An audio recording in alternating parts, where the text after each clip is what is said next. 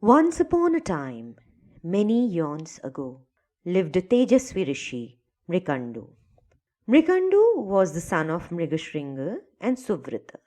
Mrikandu had the exemplary knowledge of all the Vedas and endowed all the best of the virtues. Mrikandu was married to Marudvati, the daughter of Mritgul Muni. Mrikandu and Marudvati lived a peaceful life, but they were very sad as they did not have any children. As was the norm of that time, Marudvati did an extreme tapas to get the boon from Shiva.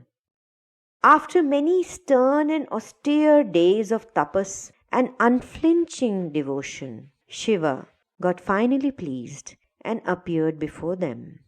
He asked, "What is it that they want?" At that time, Mrikandu said, "I wish to be blessed with a son." Shiva told Mrikandu, "I give you a choice. Would you prefer a son with a long life but no virtues? Or would you like a son who would be full of virtues but will have a very short life to live of only 16 years?" Mrikandu was very wise. He said, "Please bestow me with a son who is full of virtues, even if he has a short span of life." Shiva said, "Tathastu." Soon Muni and his wife were blessed with a son. They named him Markandeya. Markandeya was the most obedient son who was raised by his parents and trained in all the good traits and learning all the good knowledge of the world.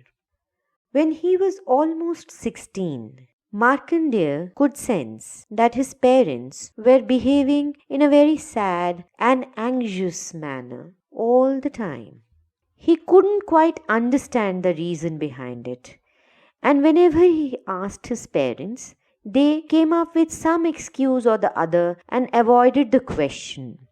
One day, Markandeya got very adamant and asked them straight that he ought to know the answer and will not have it any other way. What is the reason behind their sadness? Why they were always worried and anxious?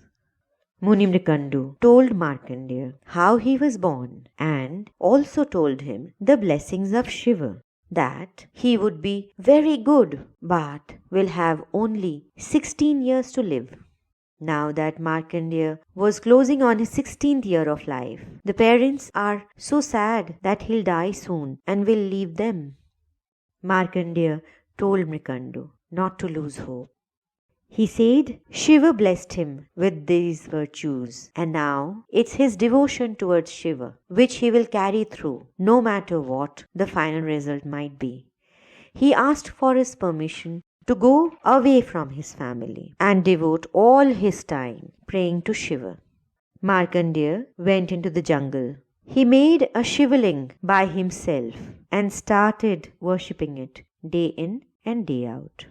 He was constantly saying prayers and stutis and mantras and devoted his entire time and attention to Shiva and Shiva alone.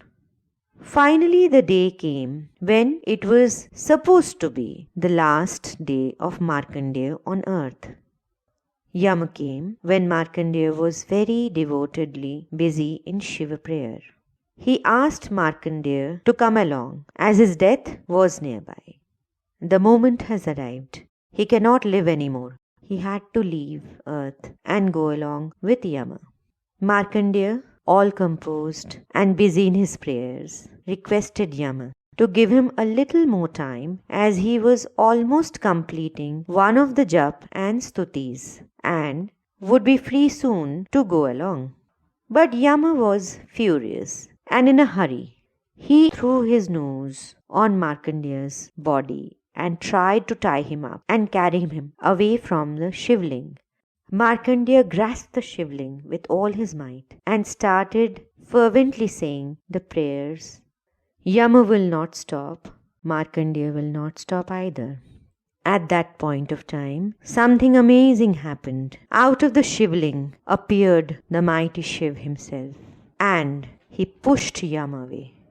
Shiva was furious as to who was stopping the devoted worshipper of Shiva. Yama was very frightened at that point of time and didn't know what to do. He asked repeatedly for mercy, and he said that he didn't know better and wanted to leave immediately. As Yama left, Shiva blessed Markandeya and said that he was very pleased with Markandeya's devotion to him. And now, instead of that short span of 16 years, he is blessing him with such a long life that he will cross eons and will never see death again. This is the reason why another name of Shiva is Kalantak. After gaining the boon of eternity, Markandeya came back to his parents and continued his devotion and services to prayers and worshipfulness. Rishi Markandeya is held high among the virtuous and has created exemplary mantras, stutis and parts, out of which Markandeya Purana is considered among the best of the scriptures, which is read even today. In Markandeya Purana, there is a special segment which is dedicated to Devi Mahatmya, or also known as Durga Saptashati. Mahamrityunjay Jap is also associated with Rishi Markandeya. Rishi Markandeya finds mention before and during Sri Ram's time and is even mentioned in the tales of Mahabharata. Rishi Markandeya is among 8 Chiranjeevis, but he is the oldest among them, and yet he is believed to be looking nothing older than 25 years. Through and through, his devotion, his words, his tapas, his worship, his stutis have crossed ages and are still relevant in a very different set of times which we are living today. The power of Shiva continues. The power of Markandeya continues. The devotion of Markandeya continues. Om Namah Shivay. Om Namah Shivay. Om Namah Shivay.